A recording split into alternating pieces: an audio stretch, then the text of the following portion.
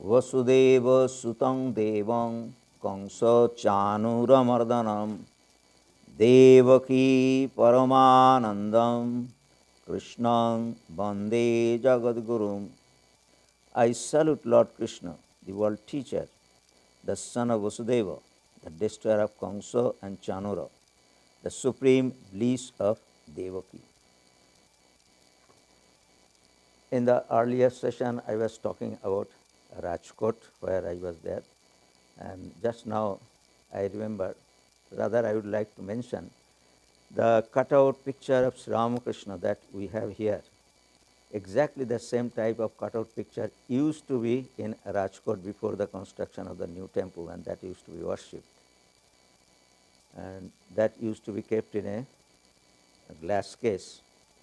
In 1936, I think, one photographer, his name was some Mr. Joshi.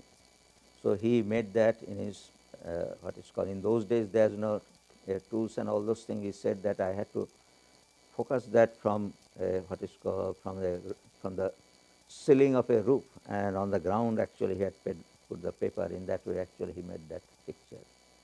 So that was worshipped for a long time till the new temple was constructed in the year of 1979, 1936 to 1939. That was on the altar. Of course, nowadays I don't think that is shown to the devotees, because at present there is a marble statue which is just exactly the same as the Belur Math statue. And Garbhagriha, that means the main sanctum sanctorium, is almost the same size of the Belur Math temple. And the statue and the altar are exactly similar. So sometimes people make mistake that when the picture of the Rajkot statue and altar is shown, the mistake is a Belur Math statue and altar. So that is one interesting part of Rajkot temple. And temple was, this new temple which was dedicated in 1979. At that time it was the second largest temple of our order. It is so huge and big and large.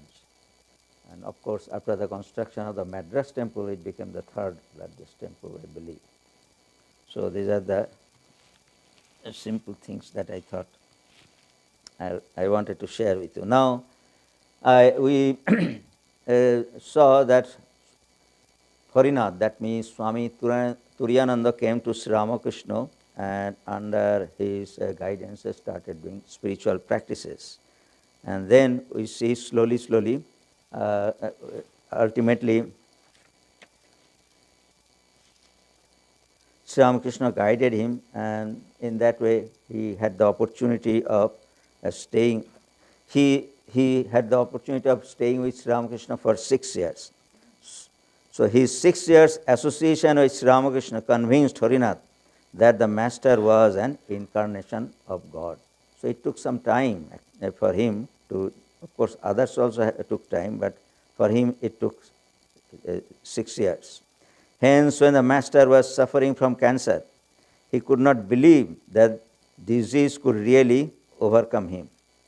Harinath took it as a part of the master's play, because he had heard from him many times, quote, "Let the body and the affliction take care of themselves. O my mind, you dwell in bliss."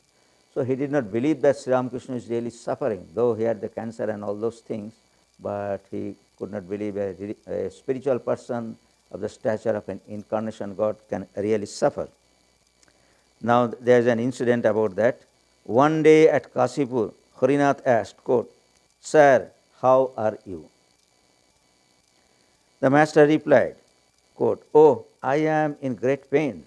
I cannot eat anything, and there is an unbearable burning in my throat." Harinath knew that a knower of Brahman is beyond the pairs of opposites, pleasure and pain. He understood that the master was testing him. So he said to him humbly, quote, "Sir, whatever you may say, I see you as an infinite ocean of bliss." And at this, Ramakrishna said with a smile, "This rascal has found me out. So this was a chit-chat that actually happened during the last days of Sri Ramakrishna with Harinath. Now later on I shall make a little bit fast forward because I want to tell you something about which that happened in this country. That was my goal. After the passing away of Sri Ramakrishna, as you know, Swami Vivekananda gathered the young disciples and founded the Baranagar monastery. It was Sri Ramakrishna's instruction that he wanted these young disciples to stay together, take monastic vows, and do spiritual practices and preach spirituality. So in that way, a haunted house was purchased in Baranagar on the northern outskirts of Calcutta, and Swami Narendranath at that time gathered all the disciples, and ultimately we see that they took the vow of monasticism there, and in that way they changed their name. Swami Vivekananda and Swami Brahmananda, these names were taken by them, and Harinath got the name Swami Turiyananda. And in India, it is quite a custom that once one takes monastic vows, they start doing intense spiritual practices. So for that, they visit religious places of pilgrimage, and wherever they find suitable place, that means if the mind settles in some place, and they stay for a longer period and do spiritual practices. And all the disciples of Sri Ramakrishna actually did that. Actually, in a sense, one after another, they went out of the Baranagar monastery and found out, made the pilgrimage and did spiritual practices. And in that way, Swami Turiyananda also left the monastery at some point and extensively traveled the northern part of India. We do not see any reference of his visiting southern part of India, but he had visited extensively the northern part of India, and in that way he did his spiritual practices.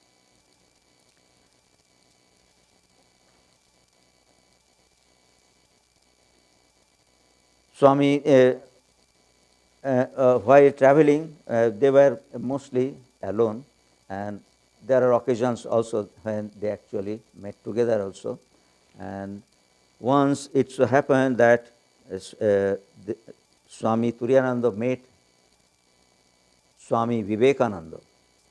I believe it is in Bombay, and at that time he was getting ready for coming to this country, and he said that I am going to West for this purpose. That means for the purpose of getting some money and also preaching the Vedanta, and in that way I want to be helpful to the country. And when he returned, actually, by that time, Turiyananda also had returned to, after his pilgrimage, returned to Baranagar monastery, and ultimately, Swami Vivekananda, toward the latter part of 1896, Turiyananda returned to Calcutta. Not long after, Vivekananda returned from the West and founded the Ramakrishna Mission on 1st May 1897. In 1898, a plot of land was purchased at Belur on the bank of the Ganges for the headquarters of the Ramakrishna order. In that way, Ramakrishna monastery, which was in Baranagar, and then during the time of Swami Vivekananda staying in this country, it was moved to another place, and then ultimately it came to Belur, the place where the present headquarters is there. After the inauguration of the monastery, Swamiji made some basic rules for the monks. One rule was that every monk was supposed to come to the shrine for meditation at 4 a.m. There are some incidents that how rigid Swami Vivekananda was imparting this training. Even the direct disciples of Ramakrishna had to follow that. So sometimes they could not follow, or sometimes there are lapses, and it so happened for Swami Turiyananda also once. That means he could not come at 4 a.m. in the morning to attend the meditation. So Swamiji actually literally scolded him. Of course, later on he apologized or made him understood that for the sake of this young, by that time many young devotees, young boys started joining, and naturally for them some discipline and routine was necessary, and in that way he said that for them actually these rules and regulations are there, but just to impart this seriousness of this, actually he had taken him to task. But because they are very brotherly, it did not, Swami Turiyananda did not mind that. Turiyananda traveled to various places in India with Swami Vivekananda also. So once in Darjeeling, Swamiji said to Turiyananda, quote, "Brother Hari, I have made a new path and opened it to all. Up till now, it was thought that liberation could be attained only by meditation, repetition of God's names, scriptural discussion, and so forth. Now, young men and women will attain liberation by doing the Lord's work." In the morning, we are talking about this, what is called Karma Yoga. So, Swami Vivekananda was emphatic. That means he told Swami Turiyananda, of course, he told others also that I have made a new path. That according to Sri Ramakrishna's instruction, he declared that now young men and women will attain liberation by doing the Lord's work. Now, however, the path of action is not for everybody. Turiyananda wanted to pass his days in spiritual disciplines, but Vivekananda intervened. He quote, "Brother, can't you see I have been laying down my life inch by inch in fulfilling the mission of the Master till I am on the verge of death? Can you merely stand looking on and not come to my help by relieving me of a part of my great burden?" So in that way he requested Swami Turiyananda to start preaching, if you call it. Now Turiyananda could not refuse their leaders' entreaties. So that was the beginning of Swami Turiyananda's, a turn in the Swami Turiyananda's life, that he definitely obeyed the leader Swami Vivekananda's advice and started doing preaching work. And in 1899, Turiyananda left for England and America with Vivekananda and Sister Nivedita. On the boat to England, Turiyananda asked Nivedita, that is a very interesting way. We come to this country, so naturally we don't get trained about the culture of this country. So Swami Vivekananda asked Nivedita to teach Swami Turiyananda the Western custom, give some introduction or lesson, if you call it, about the Western culture and customs. So there is an interesting incident. On the boat to England, Turiyananda asked Nivedita to teach him Western customs. She explained with an illustration. Picking up a knife, she held the sharp edge in her hand and gave the handle to Turiyananda, saying, "Swami, whenever you give something to someone, always take the inconvenient and unpleasant side yourself and give the convenient and pleasant side to others." So that was the teaching that Sister Nivedita imparted on Swami Turiyananda. Now it so happened that after visiting England, there was an occasion when Swami Vivekananda and Swami Turiyananda sailed for this country, that means came to America. And the story is like this. They taught for about, they were together for about 1 year. And by that time, Swami Turiyananda visited this area also. That means he came to Cambridge to attend the Cambridge conference, as it is known. And ultimately, Swami Turiyananda was preaching, and Swami Vivekananda came to California. And there in Southern California, first he preached, then he came to the Northern California, and ultimately he came back to New York. And there he asked Swami Turiyananda to go to California for continuation of the preaching work. It so happened in this way that after when Swami Vivekananda was in Southern California, there was an invitation from the Northern California for his teaching. And there was a Unitarian minister who had attended the Parliament of Religion, and he was very appreciative of Swami Vivekananda. He invited Swami Vivekananda to give talk to his, what is called, to his congregation. So there is a church in Oakland, it is still there, First Unitarian Church. And that minister was in charge of that church. There Swami Vivekananda gave a series of lectures. And that place is still preserved in a sense that when Swami Vivekananda went there, uh, a series of talks were given, and the place, that means even the pulpit, was still there, and there is a plaque that is that was inaugurated later on, and they also keep a what is called a picture of Swami Vivekananda on a chair, which they discovered that used by Swami Vivekananda. In that way, it is a sort of pilgrimage. Those who go to the Bay Area, especially from the distant places, they go to that church and see that place. We had also the good opportunity. And if I remember correctly, Swami Sarvagatananji actually went there with other Swamis of that time, I think in 1974 or something like that, to inaugurate that plaque in that church, Unitarian church. And since then it is there. And they are very friendly. To celebrate the 150th anniversary, they arranged one big celebration in collaboration with the Vedanta Society of Berkeley. So we had the opportunity of attending that. And also the pulpit from where Swami Vivekananda spoke, we had the opportunity. That means all the Swamis were given an opportunity to speak from there also. So that was an exciting experience. And when Swami Vivekananda was in New York, a devotee, his name was Miss Minnie Book. She had a plot of land given as a homestead. You know, in those days, people used to get land from the government free of cost, with the intention, the government's intention was to settle some people in remote places. So in that way, they used to go land and they had to cultivate it or stay there. That was the condition. So in that way, he got a piece of land, about 160 acres of land in the Santa Clara County. You know, the San Jose is there. San Jose is in the Santa Clara County. So it is that piece of land is about 2 hours. Now it is about 2 hours drive from San Jose proper.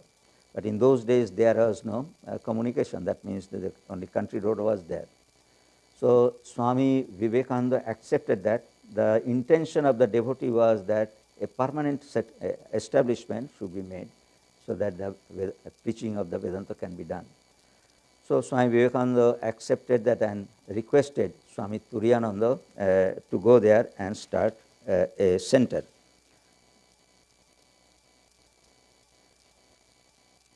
There is an interesting conversation by Swami Vivekananda at that time.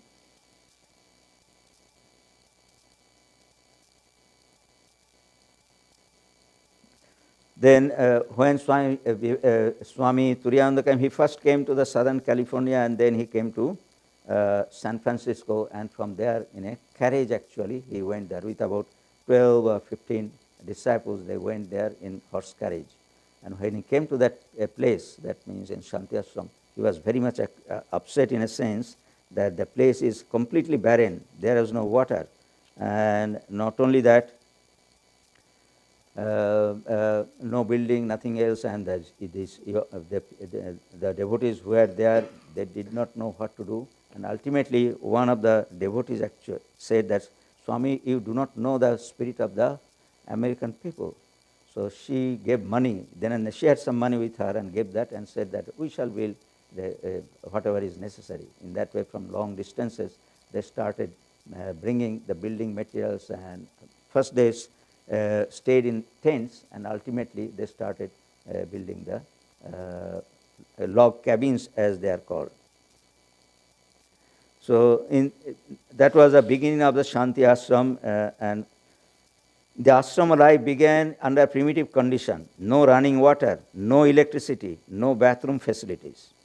There were snakes, scorpions, and tarantulas all around. They had to bring water from a distance of 6 miles and lived on vegetarian diet. Moreover, there was no market nearby. Turiyananda found himself in a wilderness with all these people depending solely upon him. He felt disheartened. He complained to Divine Mother, quote, Mother, what have you done? What do you mean by this? These people will die.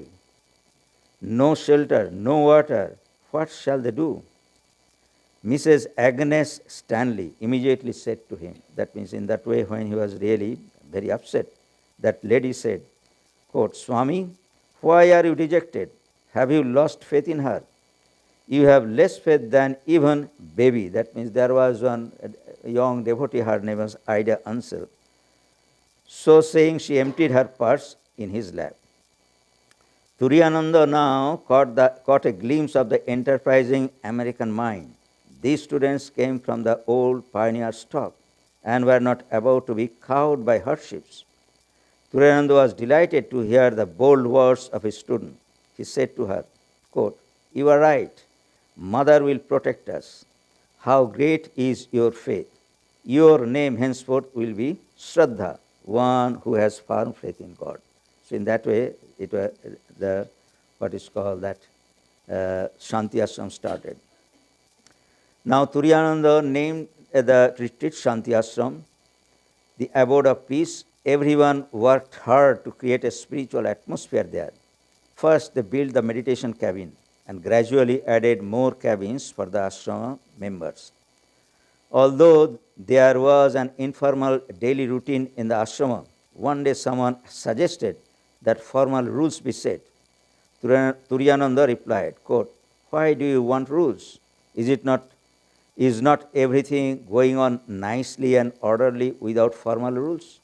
Don't you see how punctual everyone is? How regular we all are? No one ever is absent from the classes or meditation. Mother has made her own rules. Let us be satisfied with that.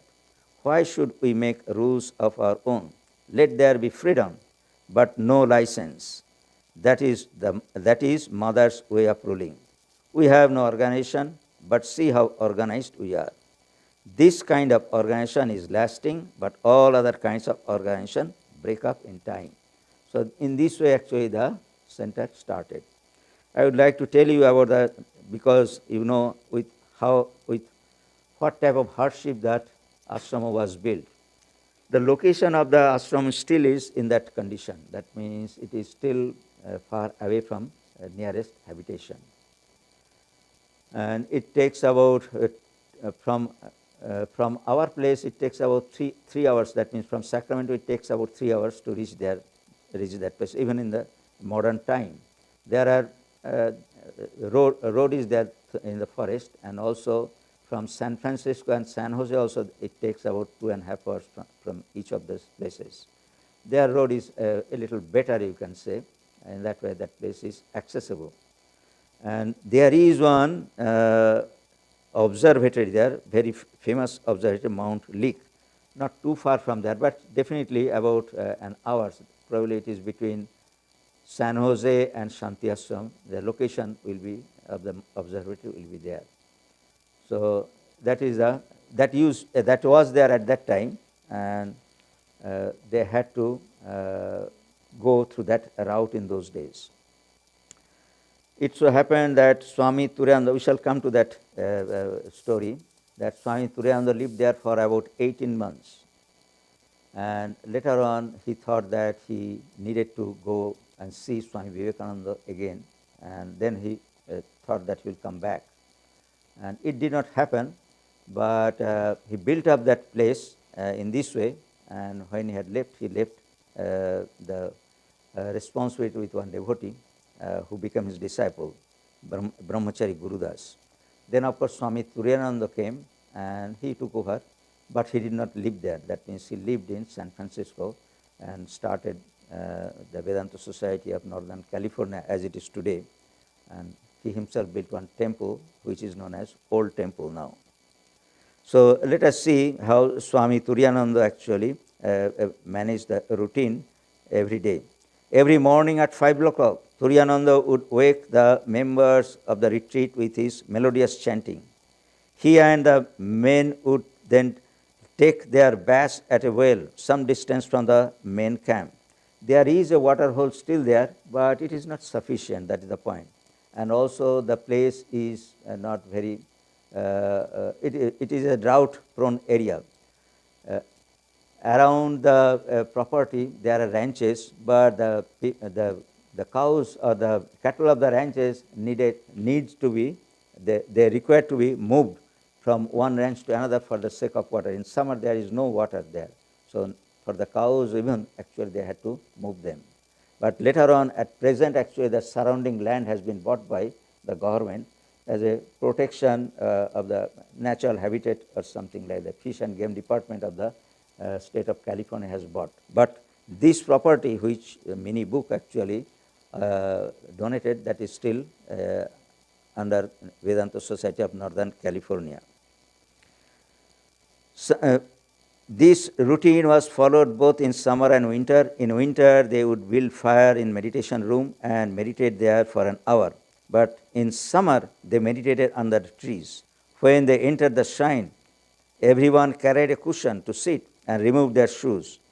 Turiyananda would enter last of all and would glance around to see that the students had all come and were in their place along the walls.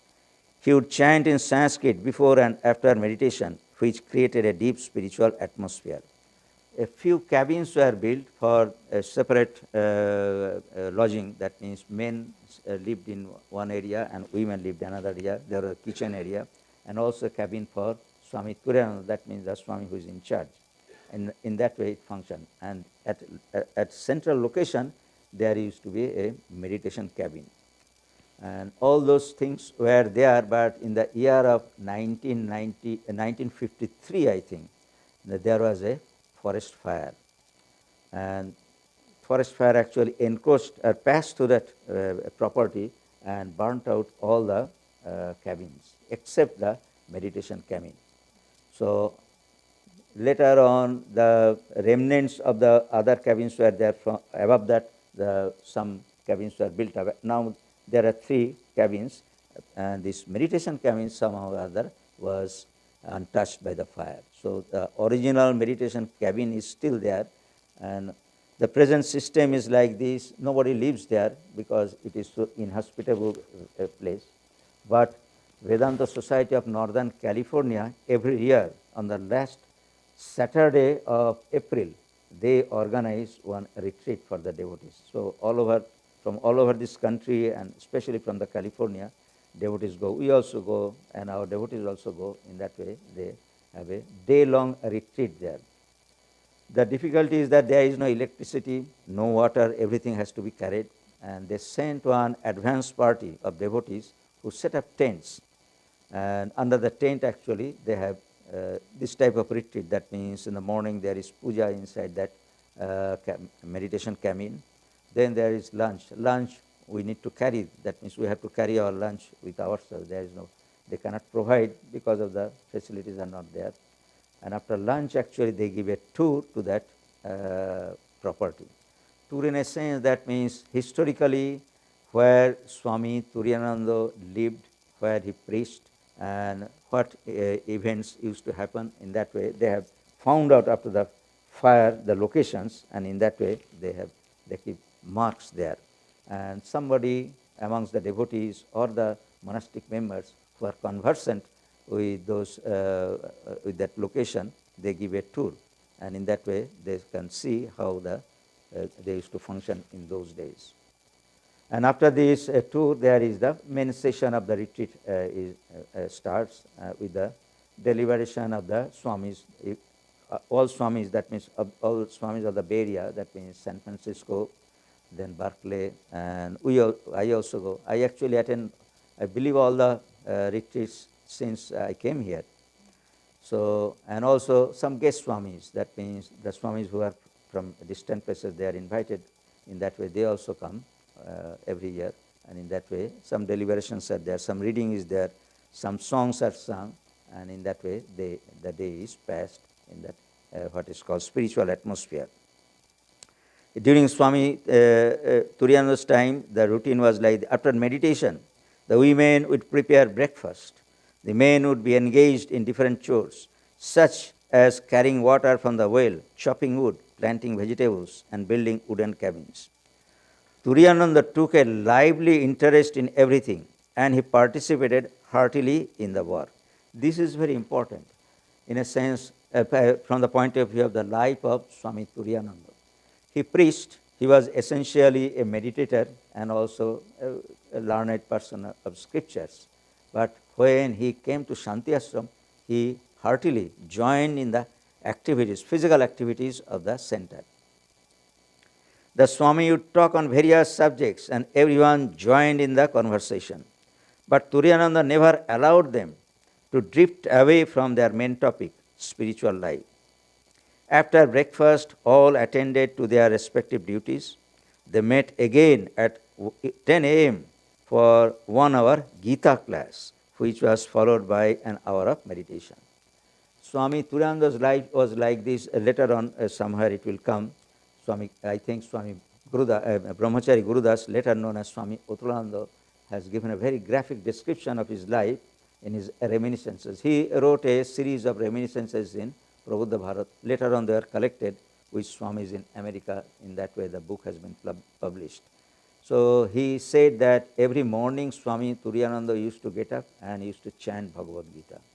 And he used to chant the whole of the Bhagavad Gita before breakfast. That was his routine. So he had committed into memory this Bhagavad Gita since his childhood, young age.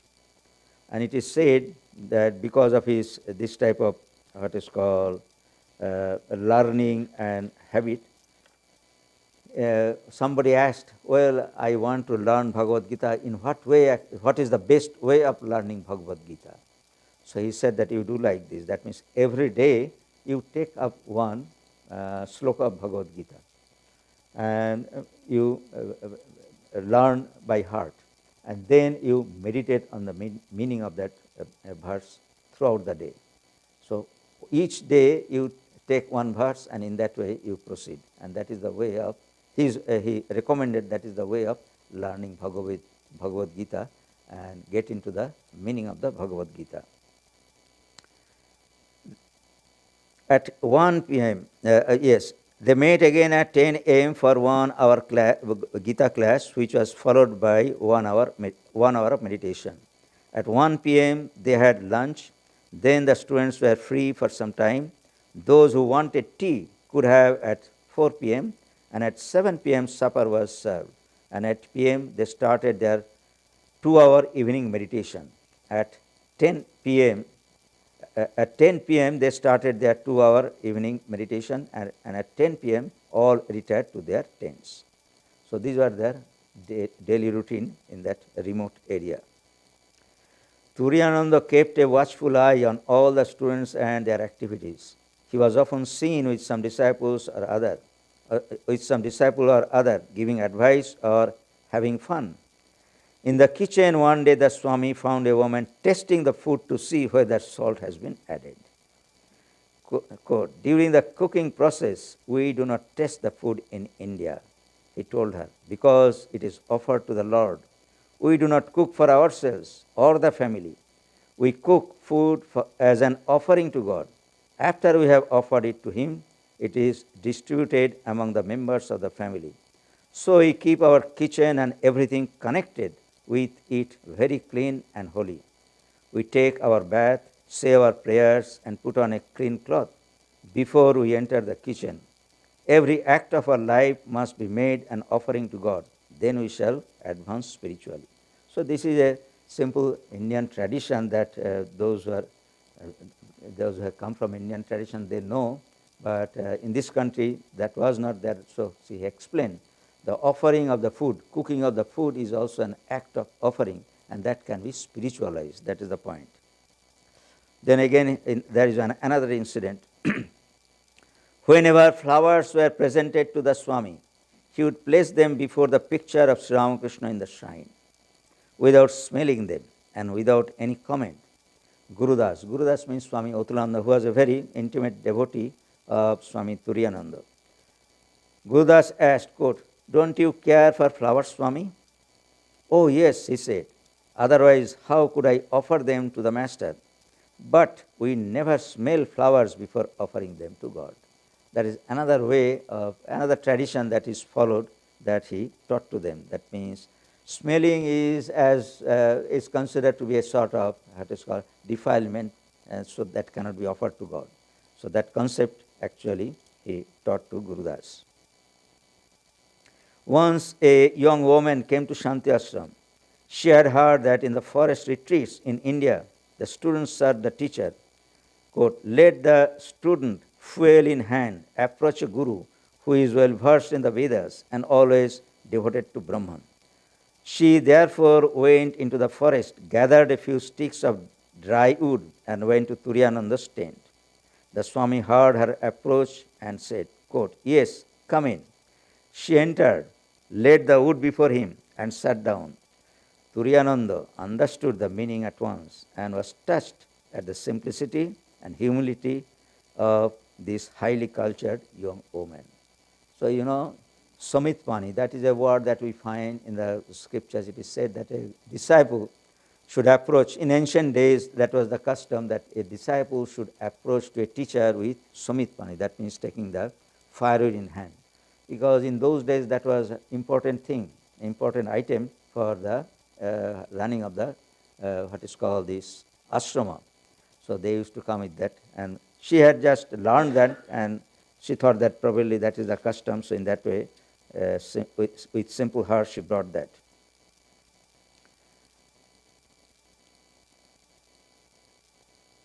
And Shanti Ashram is other than remoteness, there is another thing that I also saw. That means it is full of rattlesnakes. So we have to be very careful about that. And I have seen that if there is rain somehow or other, it happens like this, though the place is drought prone, sometimes there might be rain, and sometimes it may be a scorching sun, and sometimes they have said that sometimes they have encountered snow also. So it is very unpredictable. The weather is very, very unpredictable there. And I have seen once that it rained it was raining and the place was very wet. And under the this meditation cabin, which still exists, and inside which the worship is done before the starting of the retreat, what is called that small snakes actually, that newborn snakes were running here and there. I have also seen. So one has to be very careful about snakes there.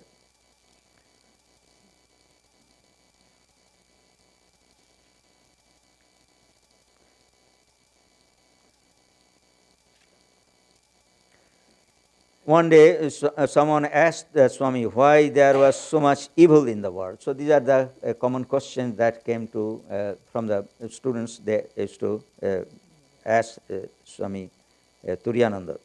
So he replied, Swami Turyananda replied, quote, Tulsidas says, to the good the world is full of good, but to the bad the world is full of evil. The world is neither good nor bad. What I call good, you perhaps call bad, and the reverse. Where is the standard? The standard is in our own attitude toward life.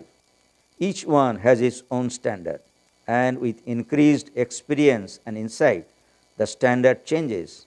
The pity is that we still recognize evil. When we become perfectly good ourselves, the whole world will appear good. We see only the reflection of our own minds. See the Lord always in everything, and you will see no evil. A suspicious mind sees evil everywhere. A trusting mind sees only good. This is a very great, what is called exposition, or if you call it expansion. Everybody has got this concept that we feel that the whole world is full of evil things. That is true. True in a sense, that means the way we perceive, or we are made to perceive, you call it. So in that way it has happened. But philosophically, that means from the point of view of spirituality, actually, there is nothing good or evil as such, except the way we look at it. Turyananda had hated procrastination. He once quoted a proverb, whatever you have to do tomorrow, do today. Whatever you have to do today, do it this minute. In community life, there are always occasions when differences of opinion lead to fault finding. Turyananda noticed this in the ashrama community and remarked one day, quote, We are like dogs in glass houses, barking at our own reflections. We see another sushupti, that means deep sleep, not our own. We would be strict with our faults and lenient with the faults of others. In Shanti Ashram, Turiyananda freely distributed the greatest spiritual treasures of India to his American students. He asked them to preserve these teachings. Gurudas recorded in his memoirs some immortal teachings of Vedanta taught by Turiyananda. This is a little bit quotation. Be yourself and be strong. Realization is only for the strong, the pure and the upright. Remember that you are the Atman. That gives the greatest strength and courage. Be brave. Break through the bondage of Maya. Be like the lion. Don't tremble at anything. Swamiji has taught you that every soul is potentially divine. Realize your own divinity. Then you will realize that all souls are divine. A cloud obscures the sun. We say there is no sun. But the sun always shines. So the cloud of ignorance makes us believe that we are weak human beings. But the sun of the Atman is always shining. Remove the cloud of ignorance, and the Atman will reveal itself in your heart. When you realize that, then you are a man. Otherwise, you are not different from beasts. So these are the extensive recording of his teachings were done by Brahmachari Gurus. Of course, others also, Ida Ansel also had recorded the reminiscences.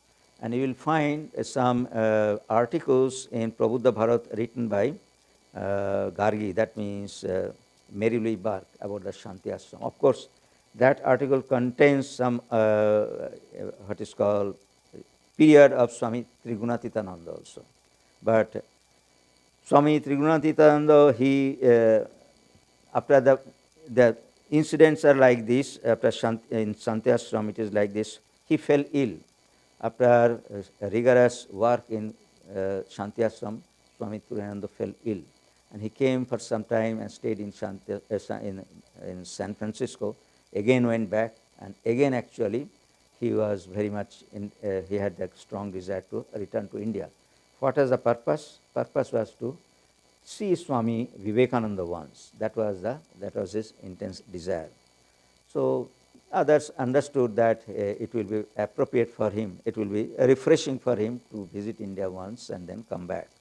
So with that intention, he left Shanti Ashram, and it is said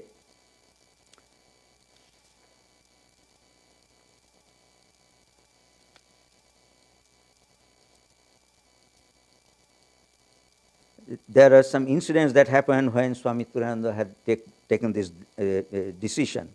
Gurudas later wrote about Swami Turiyananda's last days in Shanti Ashrama. One evening, just after dusk, when I entered the little cabin we shared together, the Swami told me of a vision he had had. That means it is not like these that that he decided of his own to come back, but there are some spiritual incidents that had happened. The Divine Mother had come to him and had asked him to remain in the ashrama, but he had refused. Then she told him that if he stayed in the ashrama, the work would grow rapidly and many beautiful buildings would be erected. Still he had refused. At last she showed him the place full of disciples. Let me go to Swamiji first, he had said, and the mother with grave countenance vanished from his sight. It is like this that he was himself very much interested in coming, and there was some divine intervention to keep him there also, but ultimately he decided to come back. The vision had left him unhappy and disturbed him in mind. I have done wrong, he said with a sigh, but it cannot be helped now. Turiyananda had fully surrendered himself to the Divine Mother, yet he refused her command. Why? Nobody knows. It will always remain a mystery. Now, before his departure, Turiyananda called Gurudas to his cabin and gave him the final instructions. I leave you in full charge. I have told you everything you have seen how I have lived here. Actually, I have the original article of Swami, Last Days with Swami Turiyananda, original. It was published in 1925 in Prabhupada Bharat. So it is a summary of that. So I shall touch the salient point of his teaching, because his teachings, without visiting Shanti Ashram, it is very difficult to figure out the stature of Swami Turiyananda's spirituality. There are many other places where he had lived. That means after returning, also he lived in Varanasi for a long time, in Konkhal, in Almora, such other places. Naturally, the association is there, but the point is that he was unique in Shanti Ashram. That is quite palpable. So anything about him and Shanti Ashram actually, what is called, very inspiring. Before his departure, Turiyananda called Gurudas to his cabin and gave him final instructions. Quote, I leave you in full charge. I have told you everything. Now it is good to mention a little bit about Gurudas. Gurudas was what is called a Dutch devotee who actually immigrated from Holland, first in New York. And he had the opportunity of hearing Swami Vivekananda, but at that time he was not really close. But when Swami Abhedanandaji came, he became close to Vedanta. And he was a disciple of Swami Abhedananda.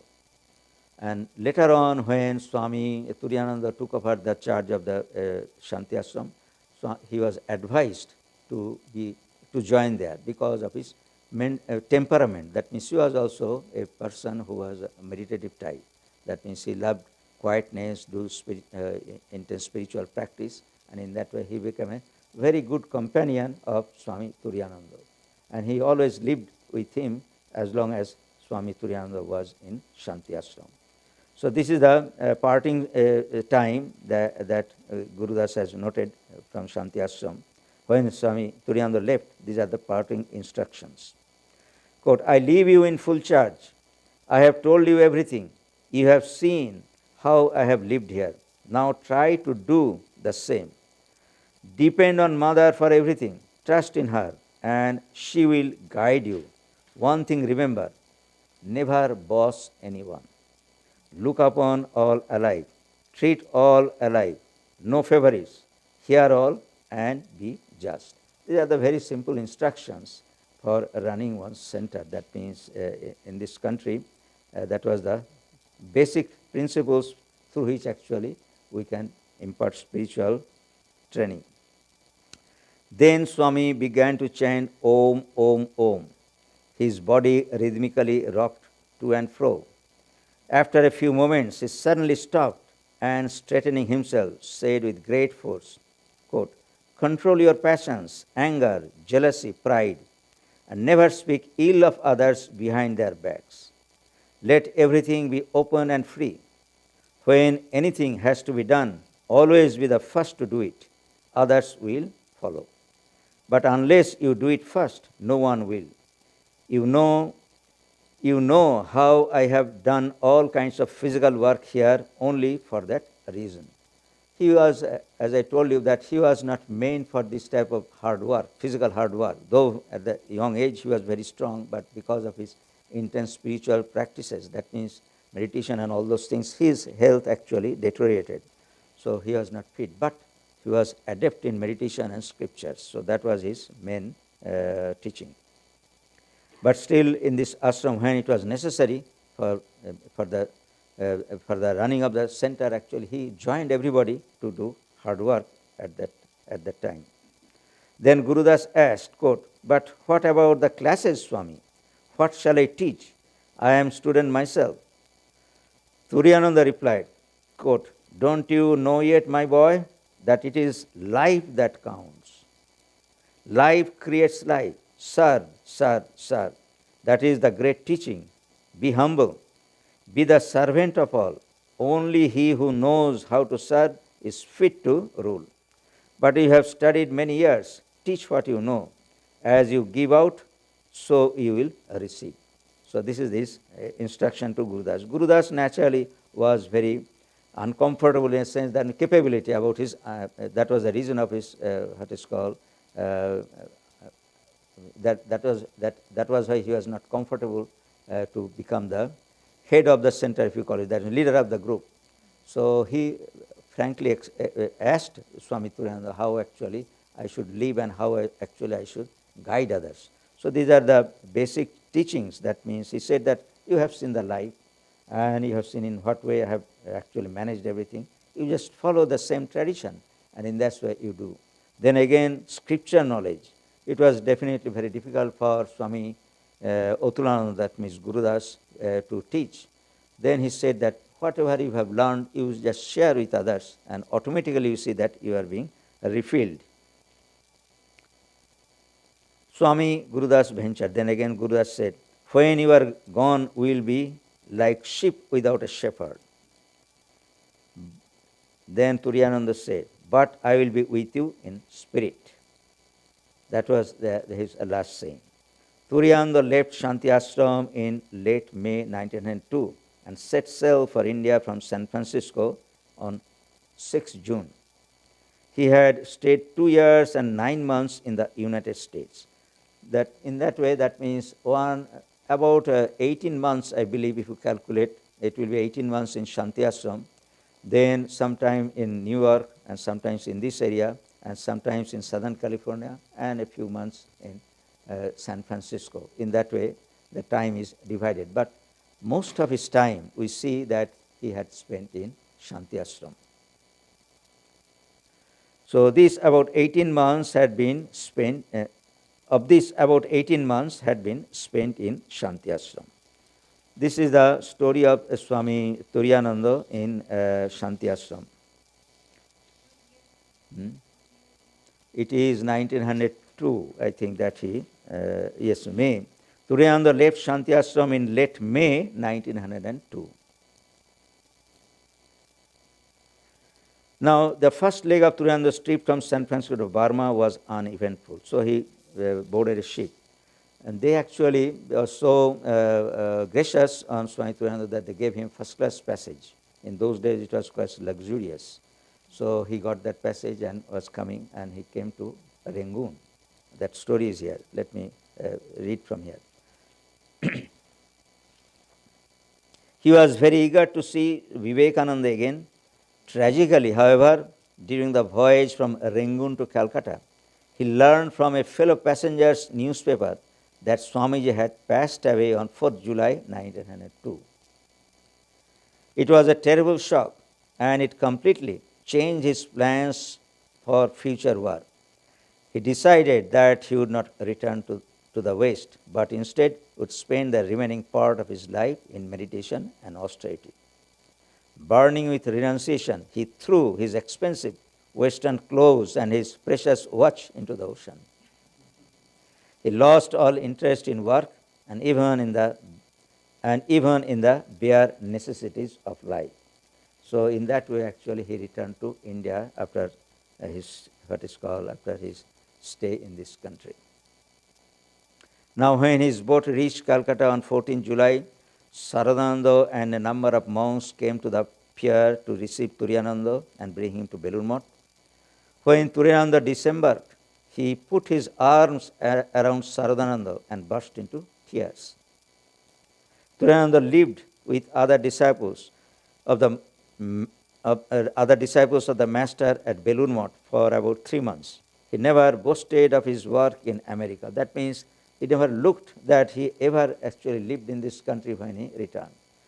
It so happens that means naturally after staying in this country, some of the habits or customs linger with that person. But he did not have that type of anything. By seeing him, nobody could figure out that he ever lived in this country. Turiyananda lived with the other disciples of the master at Belur for about 3 months. He never boasted of his work in America. If anybody praised him, he would say, quote, "The master does his own work, we are just his instruments." So that was his reply of what he had done in this country. Then he wrote to a disciple, "The blow was too severe." Now, why actually he did not return? Naturally, that needs to be known. As we see at the beginning, when he wanted to come, he has a great intention to see Swami Vivekananda. That was the main desire which actually uh, uh, propelled him to come to this country. But as we see that he had some visions of Mother Goddess, that means Mother Kali, told him that you stay in this country and everything will be all right and better, good, and all those things. But he denied that. So it is a spiritual matter, but that it seems that hurt him, and he was of the impression because he did not listen to Divine Mother, all these catastrophes, if you call it, had happened. He wrote to the devotee, the blow was so, it is Swami Turananda's saying, writing, the blow was too severe and I have not recovered from its shock. One redeeming feature is that Swamiji has got the rest he needed so badly. What he has done for the world, let the world realize that and be benefited by for ages. He gave his body in samadhi, and it was not an ordinary death. It was conscious passing out. Of course, it is calamitous to us, but we must learn to submit to Mother's will. So about this shocking incident of Swami Vivekananda's passing away, he wrote to this devotee. Then we see that in October 1902, that means he reached Calcutta on 14 July. Within a short period, actually, he started his old style of living. That means spending the time in meditation and spiritual practices. Towards the end of October 1902, Turiyananda moved to Vrindavan, having taken up active work only at Swamiji's request. He now returned to his first life, a life of contemplation. Brahmananda Saint Brahmachari Krishnalal, that means a monastic member of the order, later Swami Dhirananda, to serve Swami Turiyananda. For a few days, Krishnalal cooked food for him, but Turiyananda preferred to lead the life of a traditional monk and live on alms. So he took to the life of the mendicant. In later part of 1903, Brahmananda joined Turiyananda and lived at Vrindavan for a couple of months. And in that way, actually, he spent the rest of his life in different places that we see. And this is a very austere life. If you go through his life, you will come to know how actually the point is that he was thoroughly spiritual. That means he took the active life that we see, that has been said by the writer at the request of Swami Vivekananda. But one important aspect is that he trained young disciples, those who joined the order, into monastic life. That means by staying with him, and he used to give classes for these young disciples, and in that way he built up their lives. So many of the disciples who actually later on became very well known were very much benefited by Swami Turananda's association from the point of view of scripture and life as such. So in this way, he lived. I shall just conclude by reading the portion of his last days in Varanasi. He stayed mostly in northern part of India. I never found that he had been to the southern part of India. Up to Puri he had gone, and Narmada also I believe he had been, but he did not go further down. So in 4th February 1919, Turiyananda left for Varanasi, the city of light, and lived there until the end of his life. During his last 3.5 years, the Swami inspired many monks and devotees. Many of his conversations are recorded and translated in spiritual talks. There is Swami Turiyananda has left. He never wrote any book, but his talks, conversations have been recorded by the disciples, and later on they were they are published in the form of book. These spiritual talks of there is a collection of spiritual talks of different disciples. So in that there are chapters about Swami Turiyananda.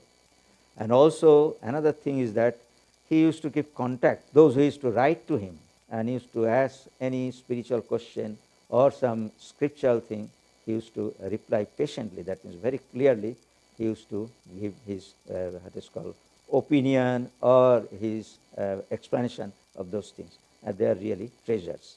That means letters written by Swami Turiyananda is really a great treasure. He would meditate early in the morning. His routine, that's last 3.5 years routine, is like this in Varanasi. He would meditate early in the morning. Then, after a little walk, he would eat his breakfast. He was a serious reader and would share with others his wisdom and spiritual experiences. Turiyananda had very little body consciousness. When asked how he was, he would quote the master's words, quote, "Let the body and the affliction take care of themselves. O my mind, you dwell in bliss." What had happened in later years, actually he contracted diabetes. And also in those days, diabetes was not that curable. And as a result, he had some blisters and all those things, some came out on his body. Now, according to Vedantic tradition, an illumined soul is free from desires, so he is not subject to rebirth. But Sri Ramakrishna said that even after attaining full knowledge, a person may take a birth again if he wishes. A scholarly monk once objected to this view, and Turiyananda told him. That means when there is some contention of the scriptures, actually Turiyananda was a great help. That means he used to explain the true meaning of the scriptures. He says, knowledge is knowledge. People do come back even after realization. To be born for a selfish purpose, that is, to enjoy sense pleasures, alone deserves censure. But certainly, there is nothing wrong in a person's being reborn without any selfish desire. So he is of the opinion that after realization also, that means if somebody attains to the highest realization, says somebody has got nirvikalpa samadhi. So according to our scriptures, we see that it is said that he will not be reborn. Now he is a sort of contradicting in a sense. He is giving his own view. He is saying that, well, coming back in this world for the sake of enjoyment is not really what is called, that cannot happen. But it is possible for that person who has the highest realization to come back to share his knowledge. So in that way, he is of that opinion. Ever free souls assume human births in order to do good to humanity. You know, according to the scriptures, there are 5 classes of spiritual persons. First is the what is called incarnation of God. They're like Sri Ramakrishna or what is called Rama, Krishna, Buddha, Jesus Christ, we say, then Sri Chaitanya. They are actually avatars. Avatars are great spiritual persons. They come to re-establish religion, and in that way, during their birth and because of their great influence, their influence lasts for a long, long period of time through successions of disciples or followers. In that way, that continues, and again, things become really what is called more unrighteousness come, and God again incarnates as a human being and shows the way. That is the first class, that means top class of spiritual personality. That means human beings in the human body, what is called spirituality, manifest in that way in avatara. And second category of persons are those who come with those incarnations, which are known as Nitya Siddha. That means Sri Ramakrishna, these are Sri Ramakrishna's. Because of Sri Ramakrishna, actually we come to know all those things. He has said that a few come with the incarnation of God, and they, within a short time, after coming in contact with the avatars, they come to know the purpose of their lives, and in that way they actually fulfill the avatar's mission, continue. Because there is a limitation of human body. Physical body cannot last for long. That means 50, 60 years or maybe 100 years, like that. So there is limitation. So body will perish. So with the what is called with the end of the body, the mission is not really over. So that has to be carried, and that is the apostles or the what is called Nitya Siddhas, as they are called. They actually carry out the mission of continue the mission of the avatar. And third is that those who are really struggling to have self-realization, and ultimately because of the spiritual practices, they have the self-realization. And they, of course, definitely follow the instructions that have come down from these incarnations, because the path is actually chalked out by them. If we do not follow that path, it will be very difficult to have the self-realization. So ordinary persons, if they have self-realization, they will fall into that category, and they are called Jivan Mukta.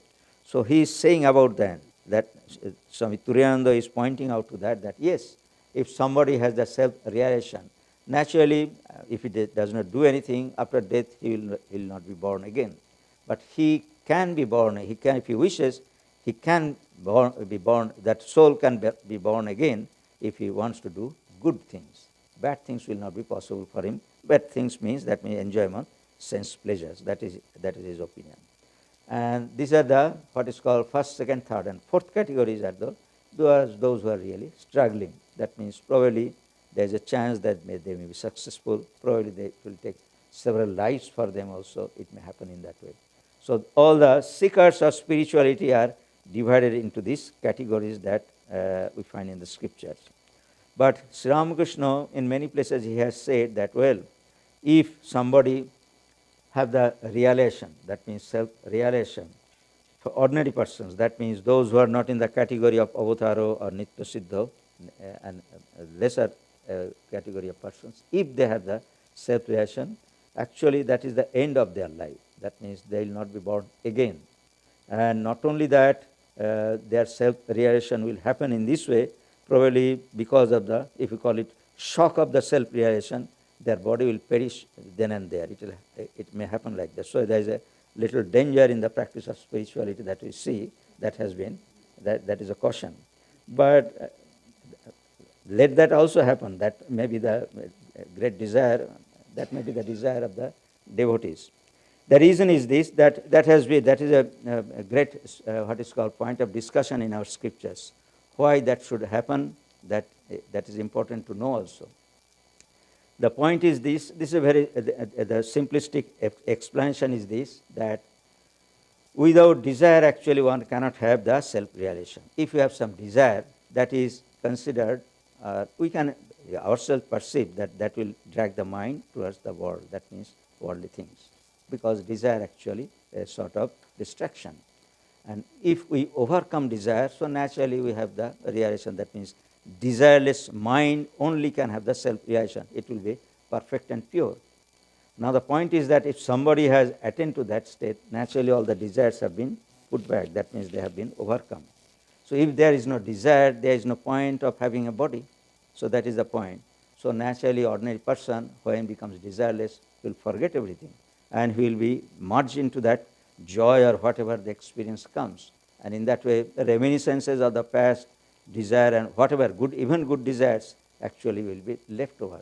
So naturally, the body will perish, and the soul will be released from the bondage of life and death. This is in our scriptures, the concept is like this. Why actually a person will not be born again if he has the highest realization, ordinary persons. But this type of persons actually, they come again and again to help the avataras and others. In that way it happens. Turiyananda is not considered to be an nitya siddha. That if you read closely Ramakrishna Vivekananda literature, there are 5 or 6 persons whom Sri Ramakrishna himself has said nitya siddhas. That means they came for the fulfillment of his mission, like Swami Vivekananda, Brahmananda, Premananda, Niranjanananda, and there are other 2. So in that way they are there. But in that list, Swami Turiyananda's name does not appear. And Swami Shivananda was also there. The name comes, but his name is not in the list. So what is the situation? What will be their position? The position is like this, that has been explained by Swami Shivananda. One day, some devotee or somebody asked him, maybe a disciple asked him that, well, what do you think about your spiritual status, if you call it in that way? He said very sweetly that yes, this time actually Sri Ramakrishna have converted it as his own. That means this time actually they have been converted into the Nitya Siddha class. Probably in the next avatarhood they will come as Nitya Siddha. That is the point. So Swami Turiyananda, probably we believe, because these disciples were very close to Sri Ramakrishna, and we shall not be able to see and we shall not remain there, but their position also will be like that. They will be definitely be coming back when an avatar comes on this earth to help in their task, because they themselves have done that at the instance of Sri Ramakrishna that we see.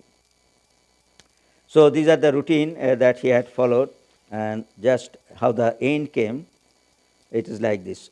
During summer of 1920, Swami Turiyananda's suffering continued to increase. That means he had intense pain and all those things throughout his body because of this disease. Swami Sarananda came to Varanasi from Calcutta with Dr. Kanjilal to see his brother monk.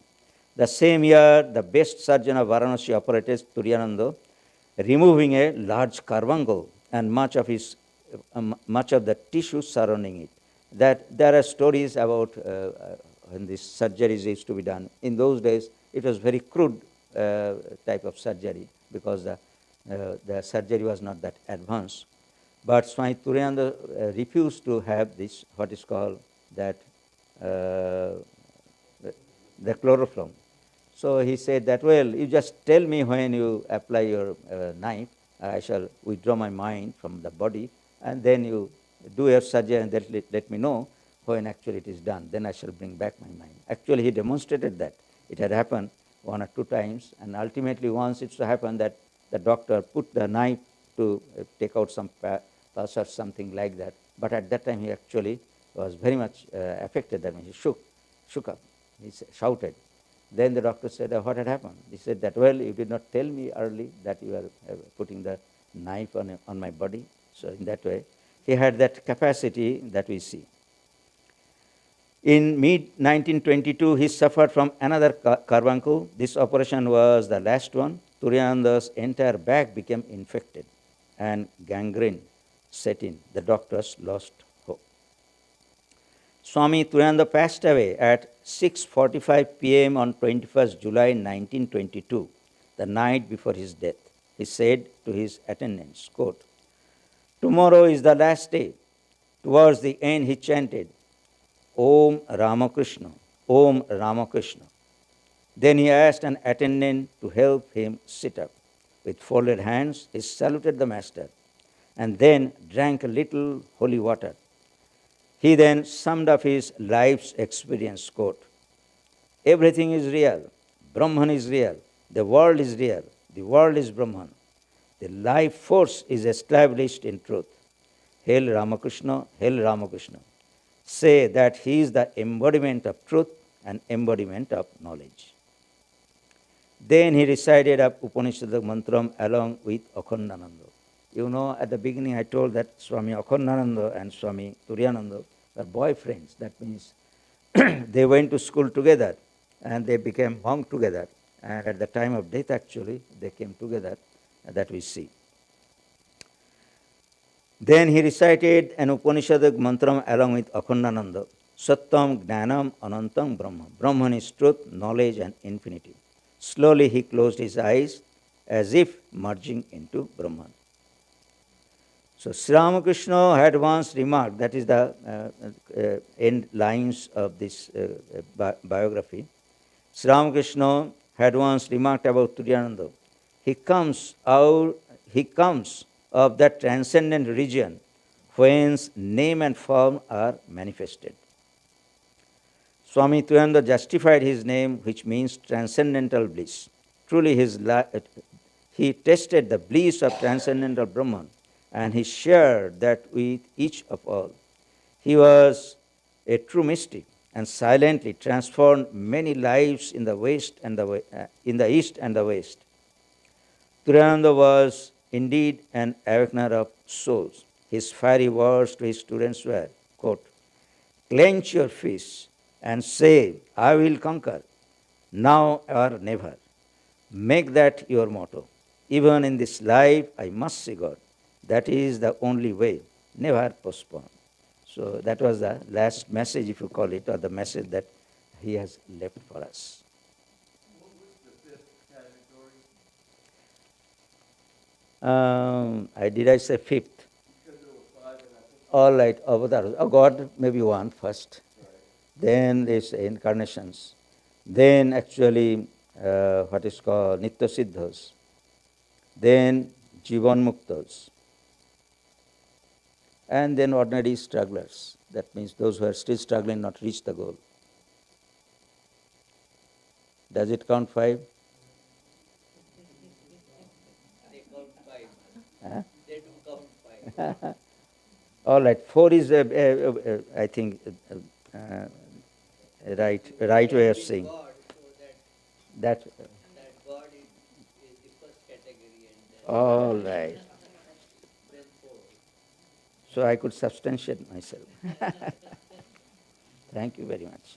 I am very happy to be here for this retreat, and I thank Swami Yogatma to share my thoughts with you all in this retreat. Thank you again.